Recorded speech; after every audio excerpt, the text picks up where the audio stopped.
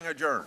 As the Senate Judiciary Committee adjourned this evening, the spotlight shifted from Dr. Ford and Judge Kavanaugh to the senators now considering his confirmation. I don't think it's going to be a last-minute decision on the Senate floor. University of Minnesota political science professor Catherine Pearson says the hearing showed just how politically divided and contentious the country is right now. What you want to do is destroy this guy's life, hold this seat open, and hope you win in 2020. She says it's now even less likely any Democrat will vote to confirm Judge Kavanaugh, and could explain why Republicans have already said they plan to move forward with confirmation votes. I think that means they will have the votes to confirm, or at least they think they will. But even if swing Republican senators like Lisa Murkowski of Alaska and Susan Collins of Maine help push Judge Kavanaugh through before the midterm election, Pearson says the hearing will still be hugely influential. Look no further, she says, than the 1991 testimony of Anita Hill. Despite her allegations of sexual harassment, Justice Clarence Thomas still made it through confirmation. But public opinion changed.